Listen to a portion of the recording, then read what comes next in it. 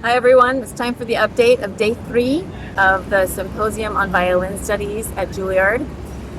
It was a great day. I just came out of the student artist performance and just amazing performances. I feel very inspired. I just wanted to share with you what we did today. We started this morning with a masterclass from Donald Weilerstein, who is current faculty at Juilliard. But also a founding member of the Cleveland Quartet. So he's been around a little while. It was only a few minutes after Mr. Weilerstein started teaching that I decided that I really like this guy. I just found a lot of commonality between his teaching style and mine. There were several things that he stated just right off the bat that I thought, oh, I do that. I do that. This is what I teach my students. So I wanted to tell you some of the things that I found in common with Mr. Weilerstein as I was listening to him teach his students in masterclass today. So pretty quickly right off the bat, he had the students doing a mime, so doing the action without the instrument. I use that tool all the time in my teaching. He was also really prolific with metaphors.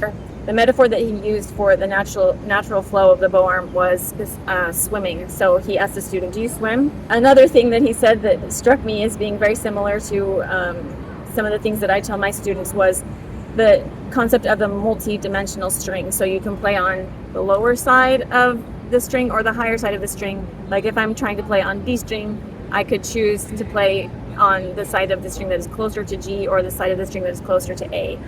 Another thing is that I just noticed that he was asking a lot of questions to the students to try to get them to come up with, or to sort of fish out what they know or how they perceive something or what they think about something. And that is definitely something that I do to my students. I do that all the time, and I think it drives them a little bit crazy. But I want to know what's going on in their head. I want to know how much they know, and I want to know what they think about things. So I really liked that. I heard Mr. Weilerstein ask the student if the shift was fast or slow. That is a very common thing that we talk about in my studio, like as I pretty much every day, is the fast versus slow shifts. And also he asked the students if they had ever heard of Dunas. And that's an exercise etude book. I believe it might be out of print in the United States, but some of my colleagues here said it might be more available in Europe. But I do use Dunas with my students, and apparently so does Mr. Weilerstein. Another thing I wanted to share about the masterclass, every student that presented today, it would almost always circle back to the question of scales. He asked the students all the same questions. He would say, scales, do you practice them? After lunch, we had the opportunity to have the Q&A session with Itzhak Perlman. So as you may imagine, that was a huge draw for many of the attendees of the symposium, is that Itzhak Perlman would be here. He didn't perform for us, but he did do a very interesting Q&A session.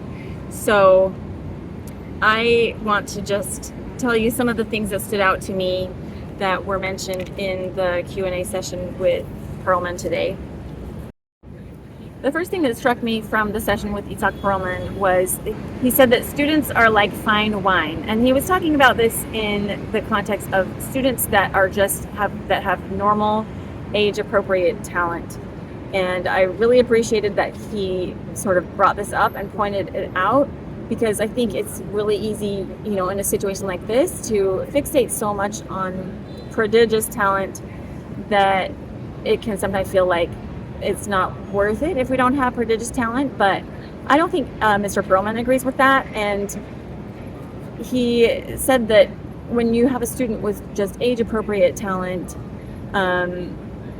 it's really fulfilling to think about what progress they are going to make in the next 2, 3, 5 years. So what will they sound like in 2 to 5 years? And in 5 years, they will really be something, and that there's pleasure and there's joy in the prospect of the progress that they are going to make. And I really liked that. I think that applies to all students. Someone asked, what attributes do promising students share? I thought this was really an interesting question. His response to that question, what do the promising students, like if you see a student with really promise, what attributes do those students share with each other? And he said, if they make you weep. if you can tell that they feel something and if they make you feel something. The thing he said that really struck me was you can see from their facial expression if a harmony that they're playing has impacted them, has caused the student or the performer to feel something and to note it. You can tell from their facial expression. And that is something that promising students have in common because they feel the music. Someone asked, how do we stay relevant as classical musicians? And Mr. Perlman's answer to that was to give something to the audience.